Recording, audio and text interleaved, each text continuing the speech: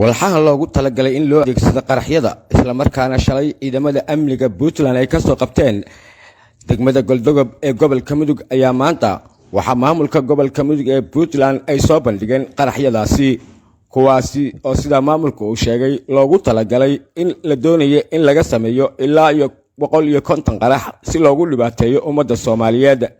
gudoomiyaha gobolka Mudug ee Puntland Faisal Sheikh Ali Jifa Jabsade ayaana warbaahinta u sharaxay qalabkan iyo sida ay u guuleysteen ciidamada amnigu inay gacanta ku soo dhigaan isagoo dhinaca kale u mahad celiyay ciidamada amniga Puntland ee ka shaqeeya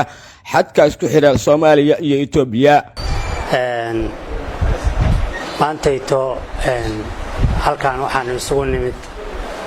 munaasabad aan ku soo bandhigayno warsaxaafadeed aan ku soo bandhigayno waxyaabo shaqooyin ah oo ay qabteen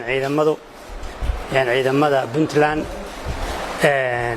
shalay oo taariikhdu ahayd 8 bishii 8aad 2022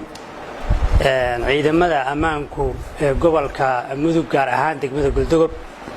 waxay qabteen qaraxyo oo siday gaari dhayna ah gaarigaas oo ka yimid koonfurta Soomaaliya wuxuu waday qaraxyo qalabka laga sameeyay qaraxyada fiisiyo bateriyo remoodiyo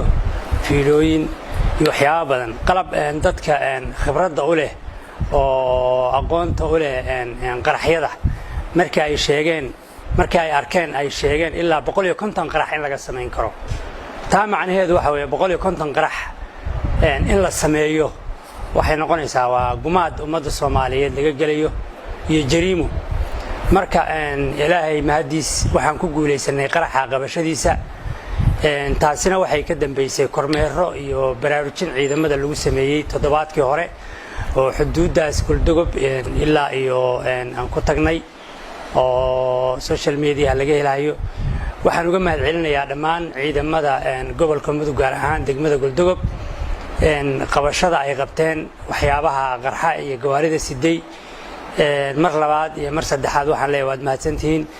waxaan kale oo la dardaarmayaa guud ahaan ciidamada xuduudda ku teedsan gobolka Mudug aan ku boorinayaa oo kula dardaarmayaa inay baabuurta barmuudada ah oo wadooyinka aan loogu talagelin maraya ayagoo iska dhigaya kuwa canshuurta ka cararaya haddana qaraxyada noocaana soo dhexgelinaya qaraxani waxa la soo dhexgeliyay gaari qudaar wada la soo dhexgeliyay waxaana la mariyay wado aan laamiga ahayn oo ka leexsan oo wado hadii ay ku rooyaan raf ah taa macnaheedu waxa weeye in meel kasta ay naga soo gali karaan sidaas daraadeed ciidamada waxa horeyna amarkaas u bixiyay saraakiisha ciidamada aniguna hadda waxaan ku boorinayaa ilaalinta xuduudaha Puntland gaar ahaan gobolka Mudug in xoog la saaro.